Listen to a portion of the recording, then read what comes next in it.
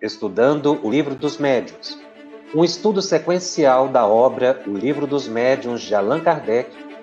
Essa é a nossa forma de transmitir esperança, conhecimento e alegria.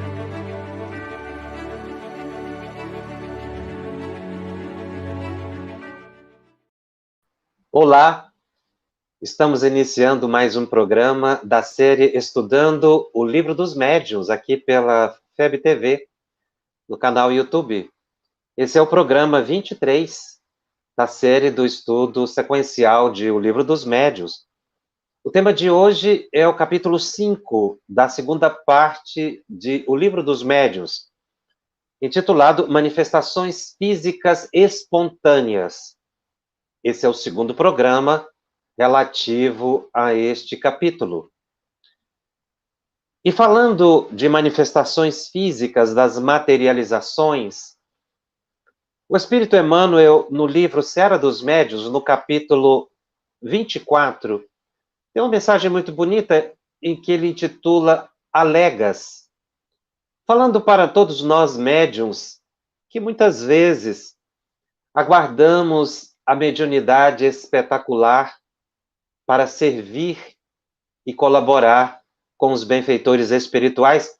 E Emmanuel diz mais ou menos assim: alegas descrença da vida celestial por ausência da comprovação que supões adequada, e viajas ante a glória do firmamento num gigantesco engenho cósmico de nome Terra, a girar sobre si mesmo, com imensa velocidade em torno do Sol, e nem pensas nisso.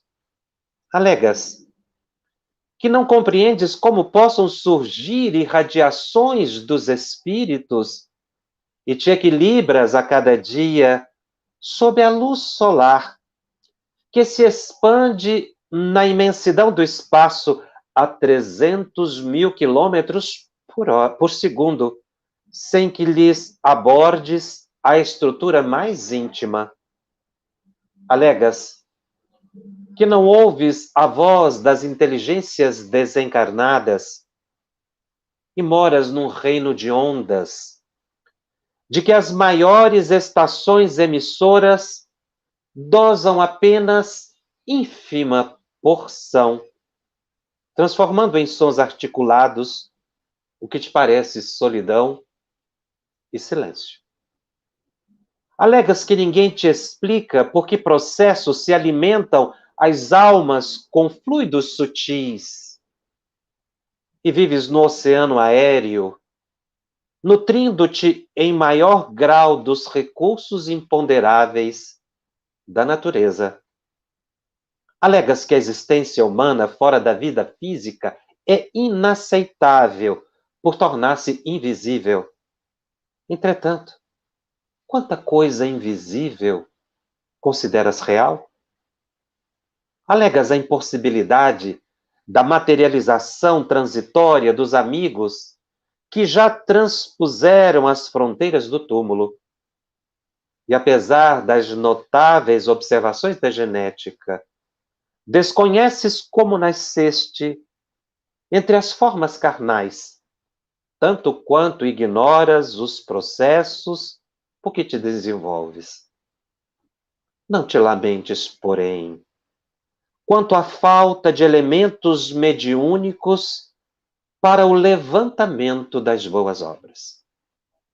O que Jesus ensinou há mais de 2 milênios tem força de verdade para todos nós, em todos os séculos, e a mensagem desse ou daquele arauto do Evangelho aos ouvidos de alguém é lição para todos nós.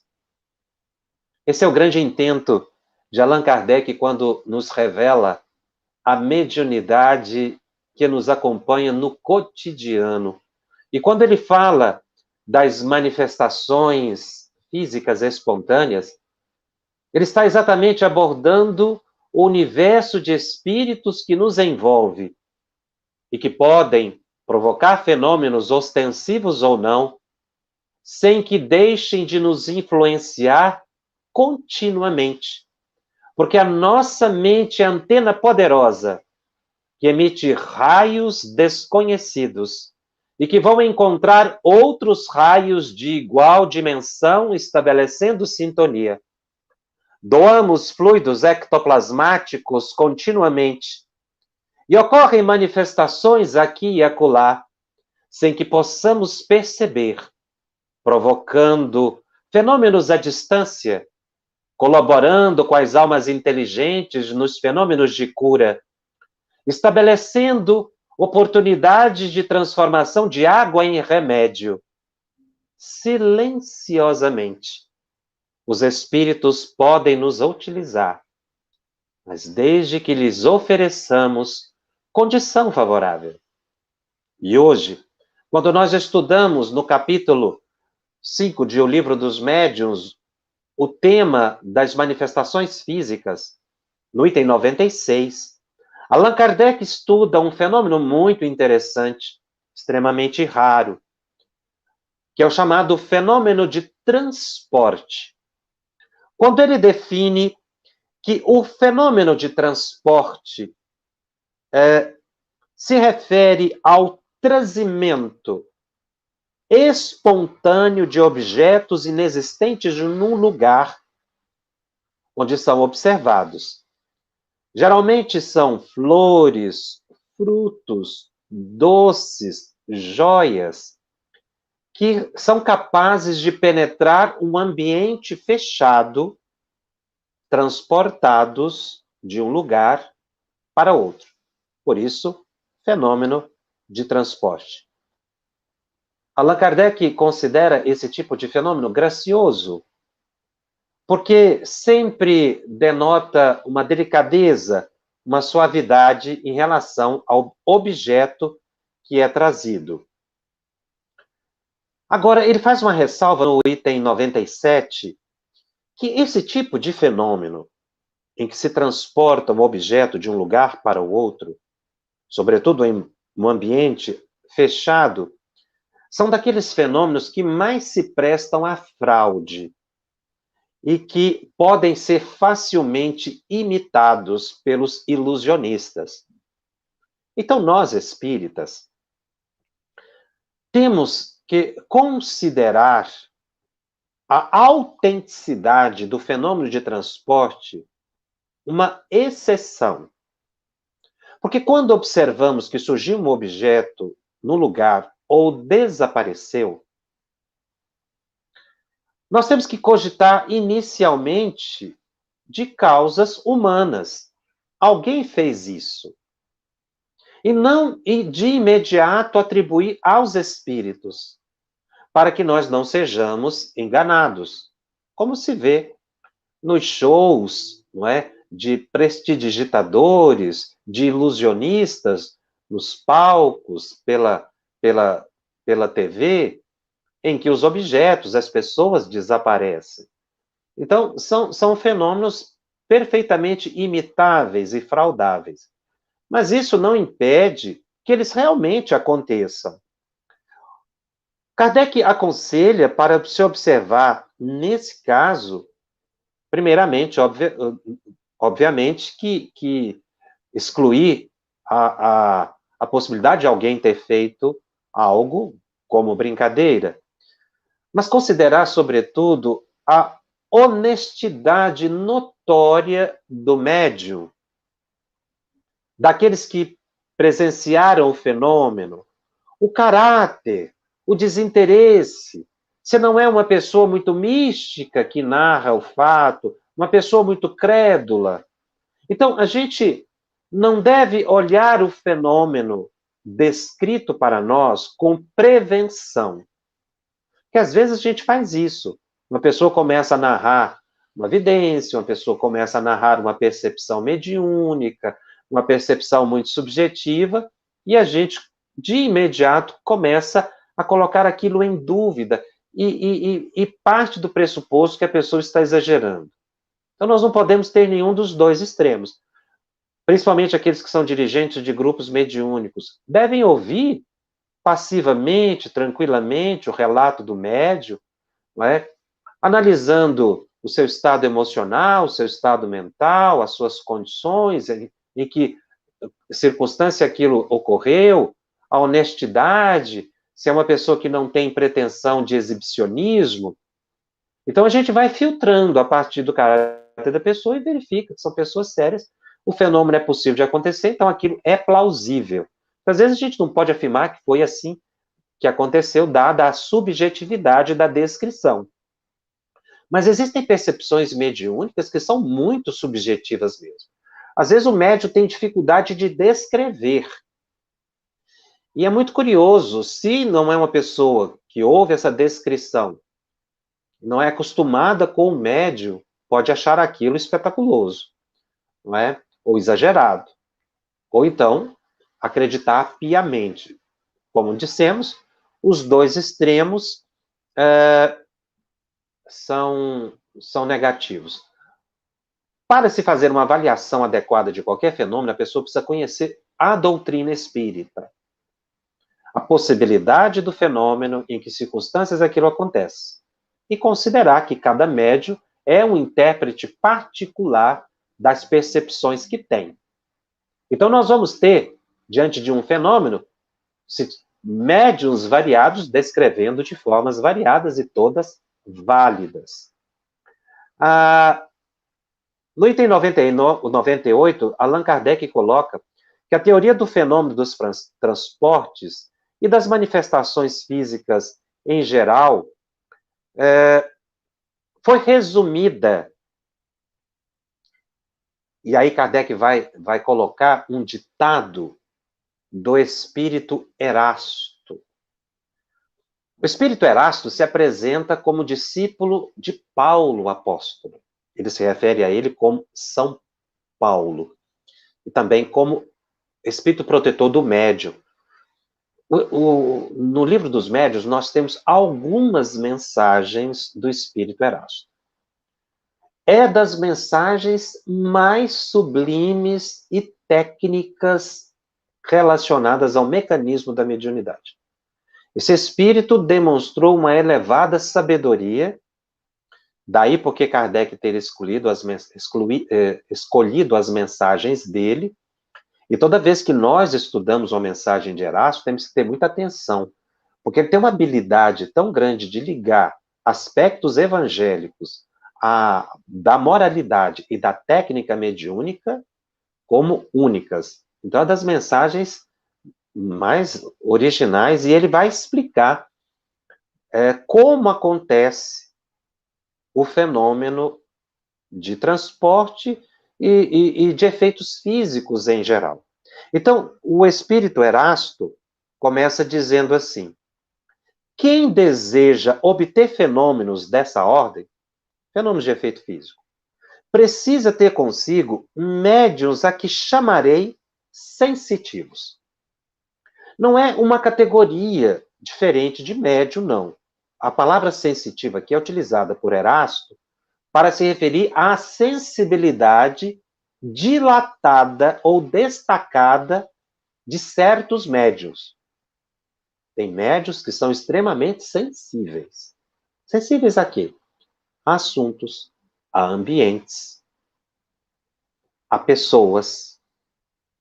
Então, o Erasto vai dizer que, dependendo do grau de sensibilidade do médium, aqueles que são dotados de mais alto grau são os que oferecem as faculdades mediúnicas de expansão e de penetrabilidade mais valiosos ou poderosos. Eles usam muito essa expressão no sentido de mais amplos, de maior possibilidade de utilização pelos espíritos.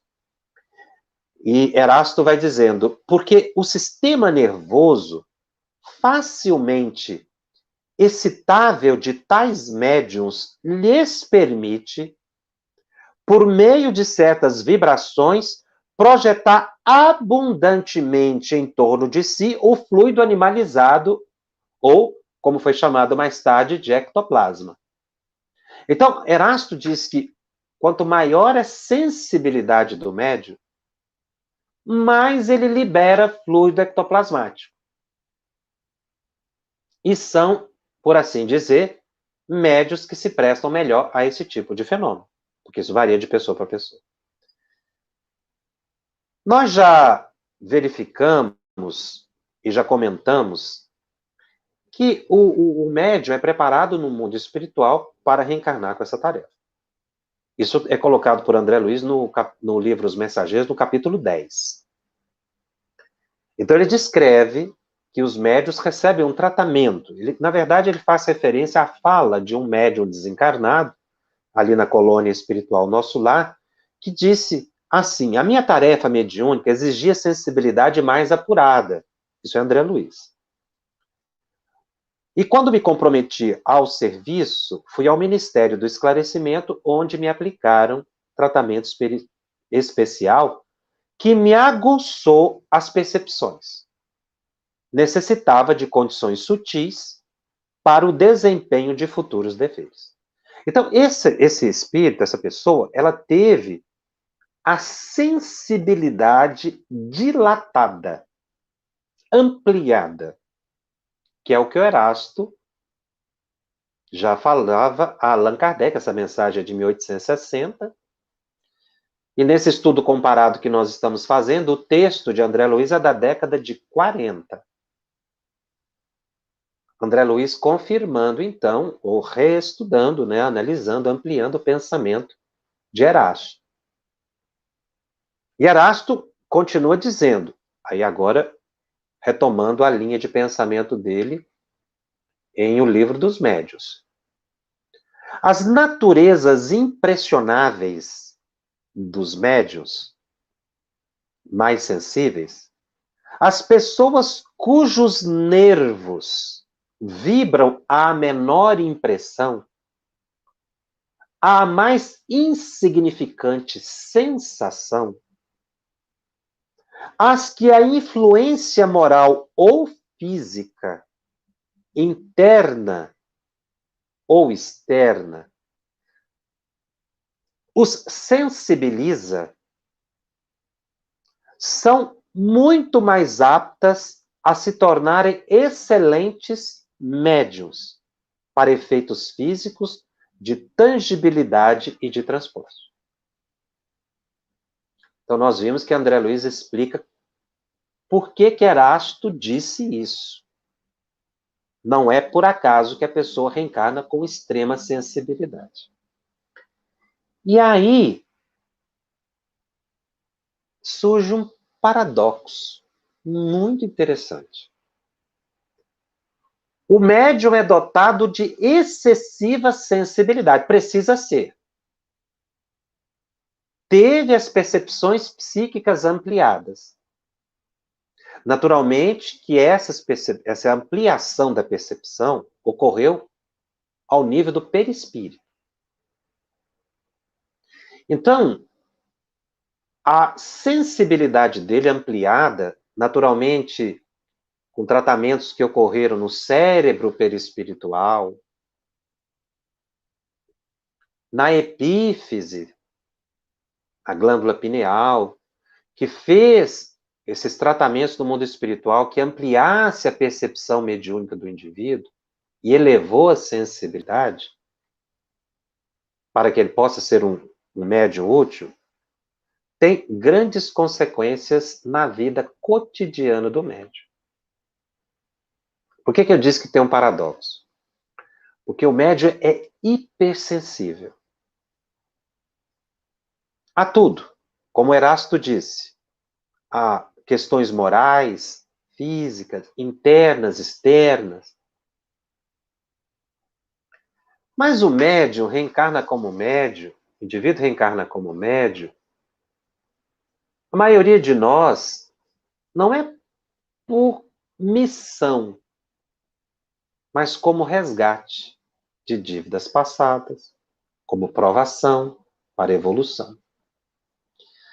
Então, veja, nós muitas vezes trazemos do passado tendências, desejos negativos. E aí reencarnamos com tendências para certas atitudes e com a hipersensibilidade. E aí o choque. Porque a pessoa é sensível a tudo. Mas, ao mesmo tempo, se ela fosse entregar a essa sensibilidade excessiva, ela se desequilibra. Porque vem um assunto desagradável, a pessoa explode. Ela é hipersensível. Aquilo que não toca num, toca a ela com maior vigor. Houve uma notícia, a pessoa se impressiona mais. Sente um leve mal-estar, aquilo fica muito ampliado. As preocupações, que podem ser perfeitamente passageiras, na mente da pessoa se ampliam. Entra num ambiente que todo mundo entra e não sente nada, a pessoa sente um mal-estar. Mas pode sentir um bem-estar. Estamos, assim, colocando o mais comum. A pessoa assiste um programa de TV singelo. E várias pessoas assistindo. Todo mundo assiste aquilo ali com naturalidade. Se for uma cena dramática, é o que mais chora. Porque ele é mais sensível. Então, a pessoa que percebe em si essa sensibilidade tem que ter uma grande disciplina. Esse é o paradoxo. Em alguns casos, a pessoa tem certos desejos. Por exemplo, a pessoa vai numa festa, todos ali estão alegres. Se ele não se controlar, ele fica eufórico. Se vai visitar um doente, desmonta, chora demais. Isso vai gerando um certo desequilíbrio. Mas o resgate da pessoa é esse. Aprender a se controlar psiquicamente, emocionalmente. Foi o que Emmanuel disse a Chico Xavier. Disciplina. Disciplina de quê? Na verdade, é o que Chico indagava. Disciplina das emoções, nós vamos concluir, quando Emmanuel diz a ele, lá no açude em Pedro Leopoldo, que precisaria de 3 coisas para trabalhar na mediunidade com equilíbrio. Disciplina, disciplina, disciplina. Mas, obviamente, que ele não estava se referindo a comportamento exterior. Ele estava se referindo ao estado emocional. Porque eu não posso ficar nessa labilidade emocional, nessa alteração contínua. Mas eu não vou perder a sensibilidade nunca, porque ela faz parte da minha psique. Ou que os espíritos dizem aqui, da minha estrutura nervosa. Porque ela foi trabalhada para isso. Essa é a luta do médium no cotidiano. Sentir e aprender a se controlar. Tem médios que às vezes vão para bebida alcoólica e não conseguem ficar num copo. Bebem compulsivamente, porque o prazer fica demais. Todo o sistema sensorial da pessoa fica ampliado. Então, isso para dar um exemplo do uso do corpo, né, das sensações orgânicas, elas ficam exacerbadas. Mas o médium tem que aprender a se controlar. Porque senão, ele vai provocar uma sintonia indesejada com espíritos da mesma natureza. Então, veja como é complexo. Ele foi preparado para ter essa sensibilidade. Erasto está dizendo aqui, os mais sensitivos, os que sentem mais questões de assuntos relativos à moral, ele fala da moral, quer dizer, o indivíduo vai ter grandes abalos morais, físicos. Foi o que nós falamos, um pequeno mal-estar no médium, às vezes fica grande demais. Aí ele entra num quadro de ansiedade. Que não seria tipicamente um transtorno mental, mas decorrente da sua sensibilidade. Agora, se ele não controlar, ele acaba entrando num descontrole sensorial tal que ele pode ficar compulsivo mesmo. Por isso, a oração, a vigilância. Então, esse texto aqui de Erasto, dizendo que o médium ele precisa realmente ter grande sensibilidade, e André Luiz explicando que isso ocorre antes da encarnação, denota que o médium precisa fazer grande luta consigo mesmo. Procurar ter mais calma, controlar mais a emoção, se conter mais. Isso tudo chama disciplina. E não permitir que as suas emoções, senão a pessoa vai brigar toda hora, vai xingar toda hora, vai explodir toda hora. Né? Por quê? Porque a sua sensibilidade é grande. Então, o médium precisa aprender a conviver consigo mesmo. Não achar isso ruim, não reclamar dessa sensibilidade. Mas aprender a lidar com ela e fazer bom uso disso. Porque todo médium precisa ter essa sensibilidade, senão não percebe o mundo espiritual. Os médios ostensivos. Então, isso varia no espectro bastante amplo. É interessante o Erasto, no livro dos médios, dizer que o que está relacionado a essa hipersensibilidade é o sistema nervoso. Então, é o sistema emocional, sensorial mesmo, né? Coisa assim de toque, de cheiro, a pessoa às vezes vê uma imagem que impressiona mais. Isso é natural no médium. É preciso acostumar com o tempo. Por isso o estudo da mediunidade é tão importante e a prática mediúnica também para alguns. Porque ajuda a controlar, passando esse período de isolamento, né? As pessoas aproveitando agora para estudar, para se controlar, porque agora, nesse período de isolamento social, nós estamos tendo a oportunidade de entrar em contato com essas emoções nossas. E é um período muito importante para o exercício desse autocontrole. E não reclamar disso. Porque essa é a grande dificuldade. O médium vem com sensibilidade, quer fazer tudo e não pode, porque se for fazer tudo que quer, se desequilibra. Entra num transtorno mental incontrolável.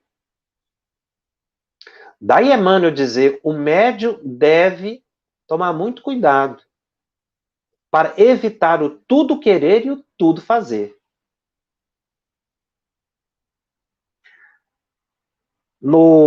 Ainda citando André Luiz, complementando o pensamento aqui de Erasto, ou interpretando o pensamento de Erasto utiliza a expressão fluido animalizado, que o médium libera abundantemente em torno de si quando fica emocionado.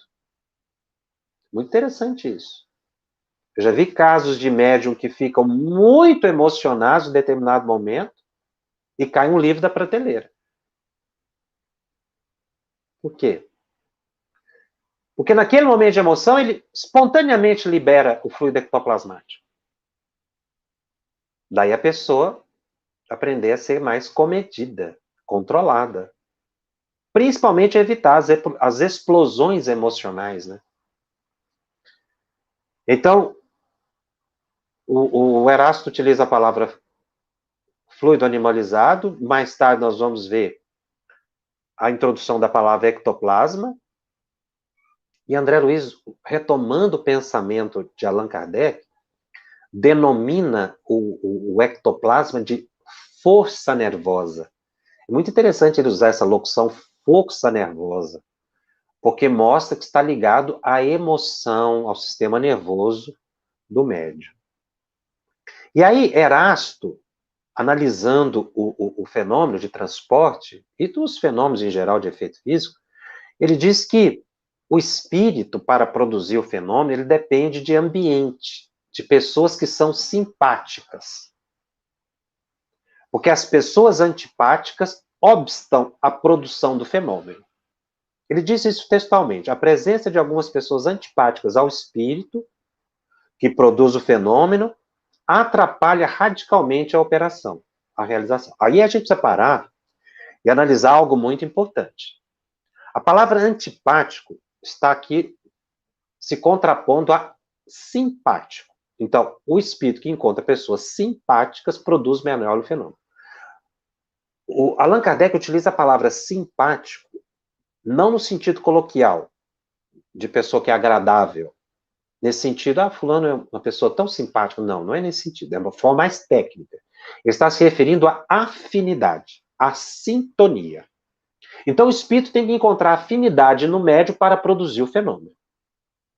Se ele não encontrar afinidade, for uma pessoa antipática, quer dizer, não oferecer afinidade, não é que é uma pessoa ruim, não. Uma pessoa desagradável, não. Não ofereceu afinidade. O fenômeno não se concretiza. E aí a gente pode analisar por dois ângulos. Se é um espírito elevado, ele vai precisar de pessoas com afinidade moral, de conhecimento, de equilíbrio, para produzir fenômenos elevados. Se é um espírito inferior e ele encontra pessoas, médiuns destituídos de moralidade, ele vai encontrar alguém simpático ali, alguém como esse, como ele, inferior também, em termos de moralidade. E vai produzir fenômenos que podem causar grande transtorno e perturbação no ambiente.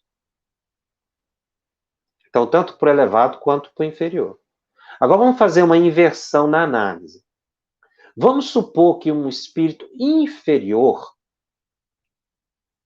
fazendo esse exercício mental, um espírito inferior quer causar um tumulto, uma balbúrdia no ambiente. Seja na casa da pessoa, ou numa reunião mediúnica. Quer virar uma cadeira, o espírito quer produzir um fenômeno que assusta as pessoas, o espírito quer fazer desaparecer um objeto, cair em um objeto, quer dizer, isso tudo causa temor, transtorno no ambiente. Então, o espírito pretende isso, mas se ele encontrar no ambiente uma pessoa moralizada, equilibrada, vigilante, séria, essa pessoa equilibrada é antipática, ou seja, não oferece afinidade para que esse espírito inferior se manifeste, causando tumulto. Se for na reunião mediúnica, a moralidade do médium, do dirigente, da equipe, impede que espíritos perturbadores adentrem a sala da sessão mediúnica. Então, a palavra antipática aqui usada por Erasto tem que ser vista nos dois ângulos. Uma pessoa elevada é antipática a um espírito inferior, no sentido de não ter afinidade, e impede. Por isso é que se diz que os espíritos superiores é que são capazes de afastar e de controlar os inferiores, porque não tem afinidade e há um poder realmente. E é por isso, meus irmãos, que nós não estamos o tempo todo com o espírito ao nosso lado, causando balbúrdia, porque eles estão nos rodeando. Por que eles não ficam jogando as coisas sobre a gente o tempo todo? Porque há uma ordem no mundo espiritual, nós temos espíritos protetores, os espíritos muitas vezes não encontram médium, e não tem autorização para causar essa balbúrdia, senão nós teríamos um verdadeiro caos no plano físico. Nós temos que considerar que existe uma ordem no mundo espiritual. Então, muitas vezes o fenômeno acontece no cotidiano, dentro da casa de uma pessoa, no centro espírita, porque ali tem uma ordem. Espíritos vigilantes, que realmente são vigilantes e que controlam o ambiente. É uma equipe de espíritos que estão ali para controlar o ambiente. Aí Erasto vai utilizar uma palavra que eu achei muito interessante. É o neologismo de Erasto. Ele vai dizer que os médiuns que são dotados de grande sensibilidade e liberação de ectoplasma ou de fluido animalizado são aqueles que podem ser chamados, e aí ele dá um nome. Lá em 1860, ele diz que os médiuns são aparelhos eletromediúnicos. Isso está no livro dos médiuns, no item que nós estamos comentando. Todo médium é um aparelho eletromediúnico. Olha que imagem interessante. O médium é um aparelho, quer dizer, o corpo físico dele, dada a sua psique, emite uma energia. E em torno de todos nós há um campo, porque essa energia circula, um campo eletromagnético. Nós somos seres eletromediúnicos.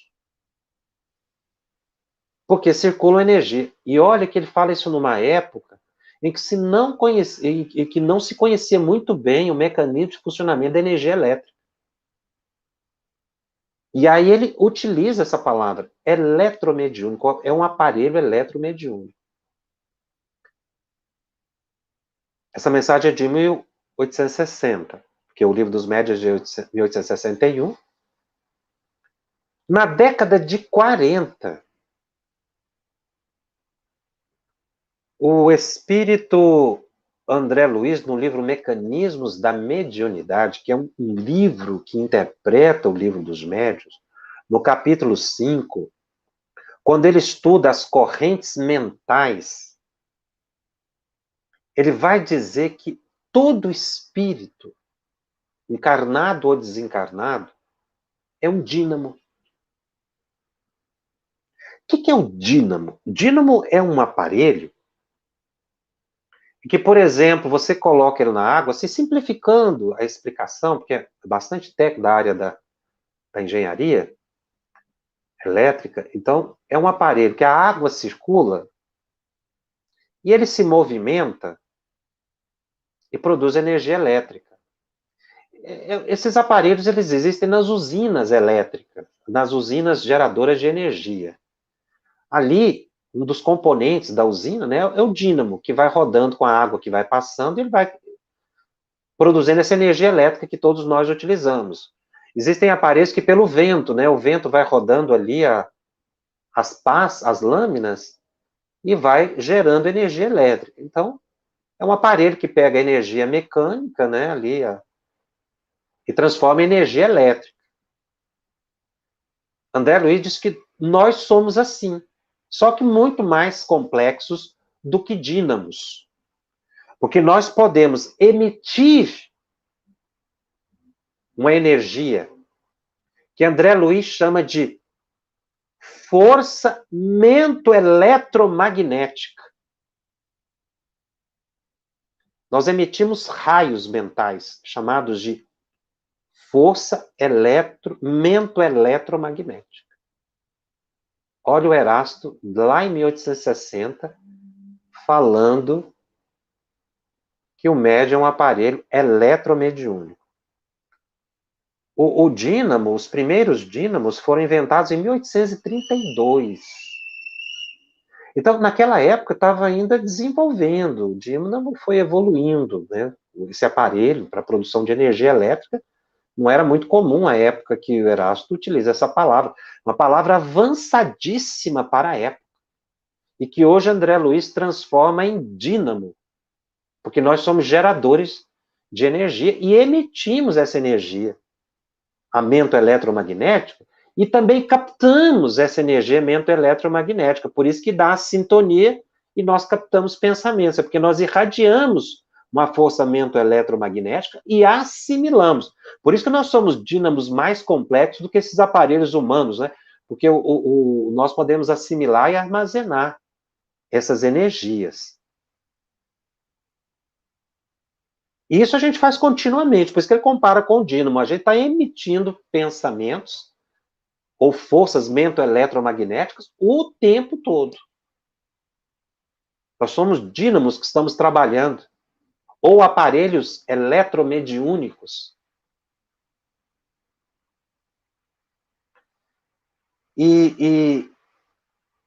Então,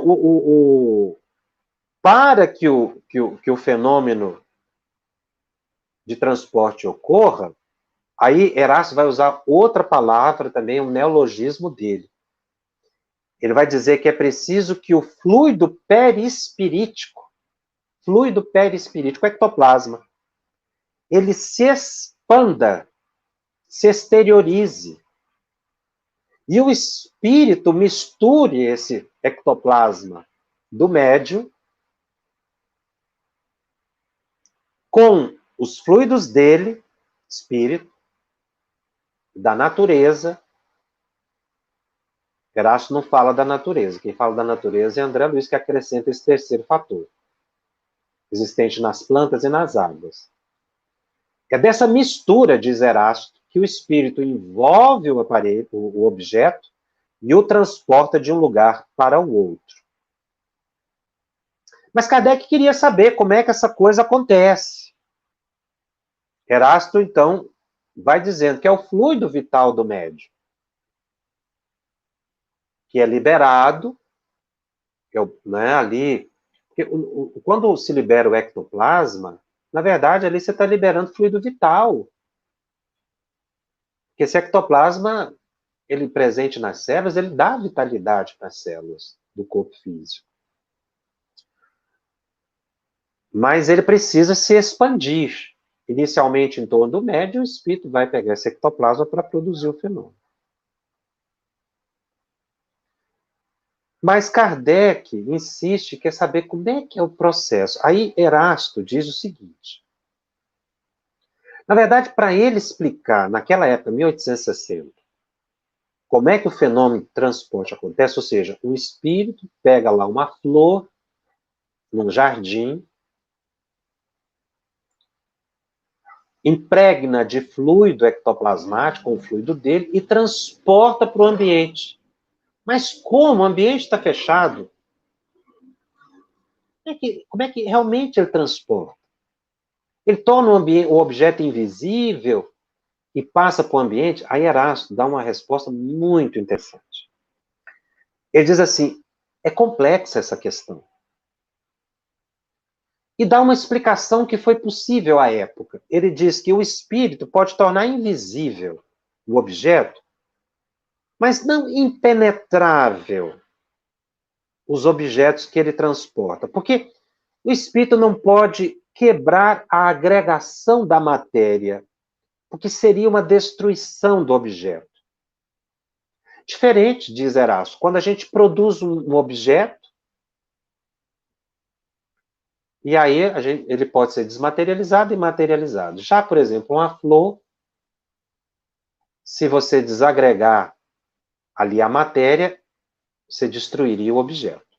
Isso foi em 1860. Mas é interessante, ele viu uma certa dificuldade de explicar o fenômeno com detalhes, porque a ciência naquela época não permitia muitas explicações, sobretudo sobre a natureza da matéria. E como se poderia trabalhar a matéria. Mas ele fala algo nessa mensagem extremamente importante e verdadeira revelação. Ele diz assim, não me é permitido, por enquanto, desvendar-vos as leis particulares que governam os gases e os fluidos que vos cercam. Mas aí que vem. Antes que alguns anos tenham decorrido, antes que a existência de um homem tenha se esgotado, a explicação destas leis e desses fenômenos vos será revelada, e vereis surgir e produzir-se uma variedade nova de médiuns, que agirão no estado cataléptico especial, desde que sejam mediunizados, ou seja, entrem em transe. O que ele disse aqui? Agora eu não tenho como explicar muito. Por isso que ele falou que não dava para desagregar a matéria e agregar. Era o conhecimento científico da época. Mas ele diz que antes que termine uma geração de um homem, novas leis sobre a matéria, que ele chama de gases e fluidos, vos serão reveladas. Então, isso foi em 1860. A existência de um homem, 80, 100 anos. Né? Porque ele fala aqui que antes que uma existência de um homem se tenha esgotado, a explicação dessas leis vos será revelada. Meus irmãos, o que é que aconteceu no final do século XIX, início do século XX e nas décadas iniciais do século XX? Uma revolução na compreensão da matéria. Vem Einstein, para dizer apenas um, e começa a verificar que a matéria ela poderia ser desagregada sim, a fusão do átomo. Se percebeu que o átomo não era tão compacto, que o átomo tem espaços interatômicos, que tem elementos no átomo que, na verdade, como os elétrons, prótons, e hoje os neutrinos, que não estão presos na matéria, eles se movimentam. A matéria, na verdade, compacta, ela é totalmente formada por espaços gigantescos que o nosso olhar não permite. Então, o avanço da ciência, como Erasto disse, daria nova possibilidade, ele fala, reencarnaria uma variedade nova de médios. Veja aí que em 1910 reencarna Chico Xavier, e logo depois nós vamos ver médios espetaculares, como Ana Prado, Peixotinho no Brasil, Ivone, Divaldo, Raul, vários médios, assim, os mais conhecidos, mas outros médios assim. E foi por isso que na década de 40, por causa dessa revolução científica sobre a compreensão da matéria que aconteceu, como Erasto disse, porque se você colocar de 1860, que mais ou menos quando a mensagem foi recebida, Kardec a publicou em 61. Se você colocar 100 anos aí, 1960, você vai perceber que os primeiros 50 anos do século XX revolucionaram, os cientistas reencarnados revolucionaram toda a ciência, a física, na química, e houve um progresso extraordinário que nos impacta até hoje. Estudos feitos no início, ali na década de 10, de 20, de 30, de 40, de 50, exatamente o que o Erasto falou. Haveria uma grande compreensão das leis que governam, ele chama gases e fluidos, você está falando da matéria, que era a palavra que se tinha à época. Foi por isso que Chico Xavier, na década de 40, psicografa uma mensagem de André Luiz excepcional. Nessa época tinha surgido aí até a desagregação atômica, que acabou gerando bombas, né, atômicas, e hoje é utilizada, se tenta ali o uso da energia atômica para energia elétrica, para usos, não é, a benefício da humanidade. Mas o homem está tentando entender ainda como é que se desagrega a matéria. Mas vai chegar uma época, diz André Luiz, que o homem vai aprender a reagregar a matéria. Não só desagregar, mas reconstruir. Coisa que Erasto não podia dizer naquela época. E aí André Luiz vai explicar que, na verdade, um espírito, para transportar um objeto de um lugar para o outro, ele realmente desagrega a matéria, não é qualquer espírito que consegue fazer isso, e atravessa aquele objeto material pelos espaços intermoleculares da parede e reconstrói o objeto dentro do ambiente fechado. Para isso, ele usa o ectoplasma do médium. Eu achei muito interessante essa colocação de Erasmo, porque ele faz uma... Para explicar para Kardec, na época, não era possível, porque faltava o desenvolvimento da ciência. Foi por isso que Kardec falou que o Espiritismo é uma doutrina dinâmica, que ela evoluiria com a ciência. Porque realmente a ciência daria melhores condições, o avanço tecnológico daria melhores condições de explicação dos fenômenos da natureza, que nós chamamos fenômenos mediúnicos. Kardec, inclusive, diz que o Espiritismo chegou na época certa, porque naquela época a ciência já tinha evoluído bastante, mas que a doutrina é dinâmica. Na medida em que a ciência fosse progredindo, o Espiritismo ia caminhando com ela, porque viriam melhores explicações. E essa revelação de Erasto, que de 1860 a 1960, a humanidade teria uma verdadeira revolução do conhecimento da matéria, que permitiria uma melhor compreensão do fenômeno de transporte, aconteceu. Que hoje entende-se muito mais do que é matéria. Matéria não é algo só que você toca. Existem estados de matéria desconhecidos da ciência, mas que a ciência já intuiu que eles existem. Por exemplo, a antimatéria. A antimatéria foi definida em 1928. Já se falava em antimatéria.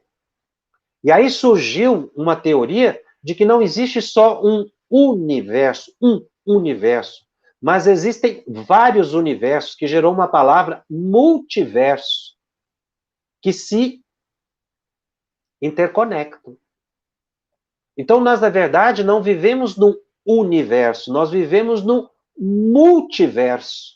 Vários universos, com dimensões diferentes de matéria, com estados diferentes. A ciência já intuiu isso. Por isso, hoje a gente entende melhor mundo, plano espiritual, plano material, dimensões, que até então era impossível se desvendar à época. Então, o Livro dos Médiuns é uma obra excepcional. Uma amiga tem uma expressão dizendo assim, que muitos grupos estudam o Livro dos Médiuns e às vezes passam por cima de alguns termos, alguns parágrafos, e falam, não, esse parágrafo aí é autoexplicativo. Não tem nada autoexplicativo em O Livro dos Médiuns. Já precisa sentar, meditar, pegar outros autores e até avançar para determinadas informações científicas. Olha a palavra eletromediúnico. Aparelho eletromediúnico. Mais tarde, André vai chamar de dínamo. Ele falava, olha, não tem como eu explicar direitinho o fenômeno do transporte agora, mas no futuro nós teremos médios que vão trazer melhor explicação e a ciência terá progredido. Foi o que ele disse. E realmente vem o Chico Xavier, na década de 40, que vai usar o conhecimento científico de então, já do século XX, para explicar que a matéria pode ser, sim, penetrada, porque existem espaços interatômicos. Não quebra as leis da natureza, pelo contrário. Os espíritos, quando promovem esse fenômeno, eles obedecem às leis da natureza.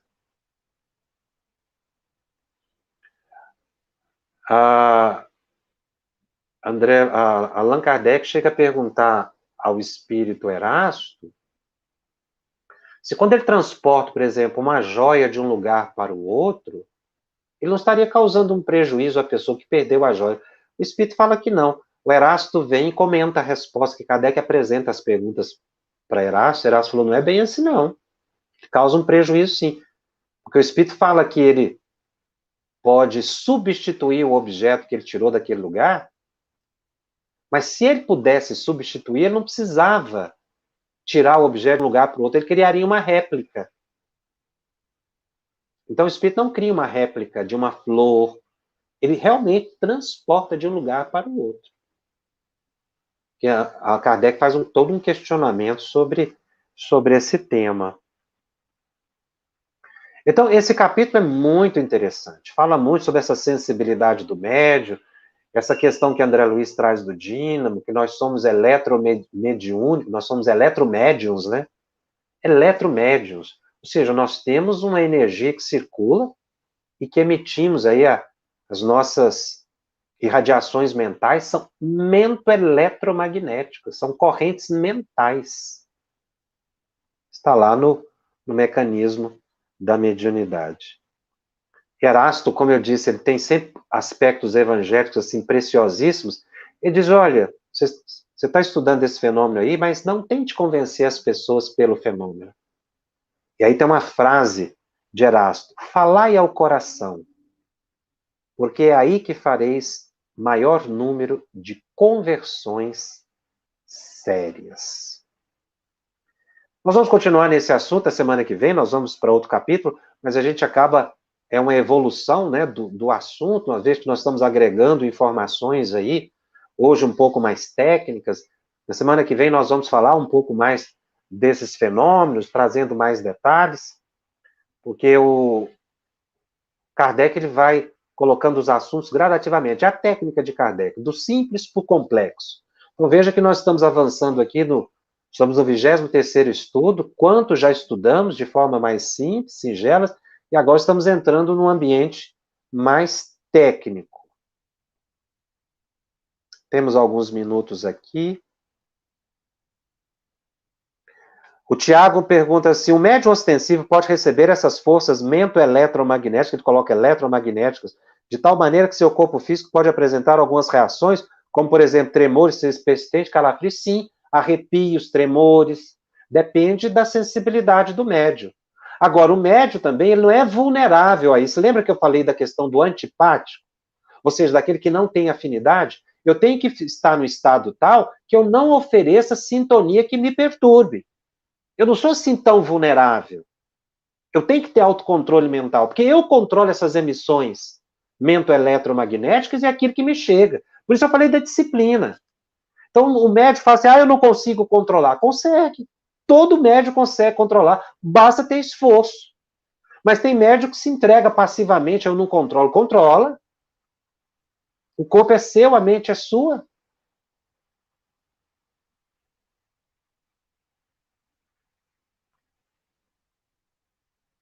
A Claudinha pergunta, é comum um médium ver luzes saindo de si ou próximo de si? Isso é muito subjetivo, foi aquilo que eu falei. Às vezes tem coisa que não dá para você definir. Vai depender do médium em si. O médium tem que aprender a se observar. Ele também tem que deixar de ser um pouco místico em relação a si mesmo. Não considerar tudo mediúnico, pode ser alguma coisa da própria mente. Então, eu sou médium também. Então, às vezes eu vejo coisas acontecerem e eu não parto para assim, a primeira. Não, isso é mediúnico, se for um espírito. Então, deixa eu analisar aqui. O que está acontecendo comigo? Isso é orgânico? Isso é psicológico? Então, tem hora que a gente tem reações que são orgânicas e psicológicas da gente. E se a gente for atribuir tudo ao espírito, a gente não vai dar conta. Determinadas situações podem desencaminhar em agressões verbais, podem ser fruto da ação de espírito devido à invigilância do médium, decorre da invigilância do médium e não do domínio do espírito sobre o médium. Nós não podemos atribuir ao espírito a nossa violência.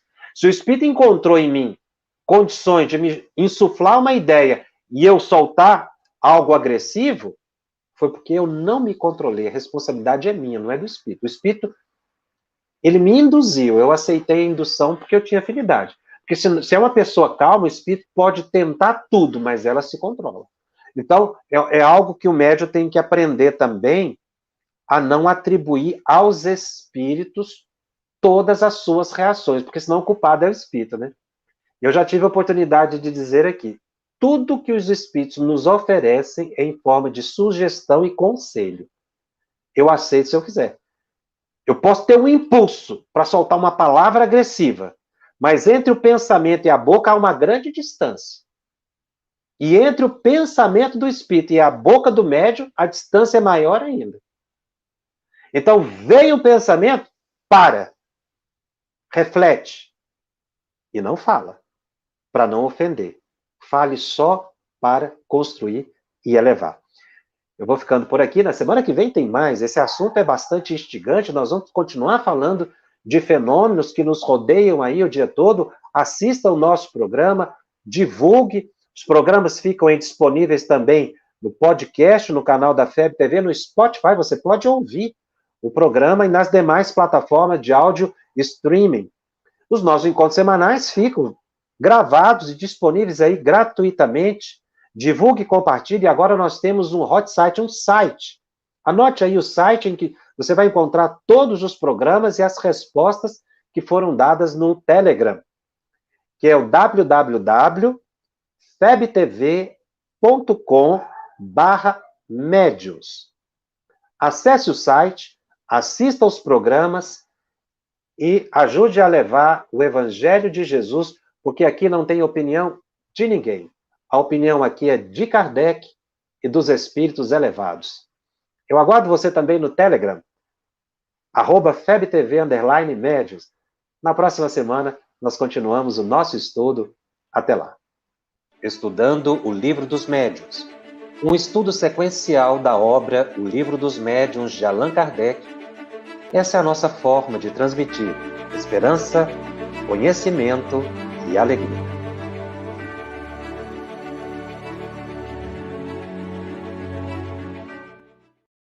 2020, sem sombra de dúvidas, foi um ano totalmente desafiador para todos nós e também para todas as instituições do mundo, e não foi diferente com todo o movimento espírita. Mas graças à FEB TV, os nossos congressos virtuais, webinários e muitas palestras e grupos de estudos chegaram a nossas casas, através dos nossos smartphones, tablets, computadores ou na tela da nossa TV. Por isso estou aqui para agradecer a você, que tem ajudado há mais de 2 anos a FEB TV estar no ar, trazendo aos nossos corações o consolo dessa doutrina tão balsâmica. Parabéns à FEB TV, parabéns a todos que fazem esse movimento fantástico e a você que tem contribuído com tudo isso. FEB TV, com você em todos os momentos.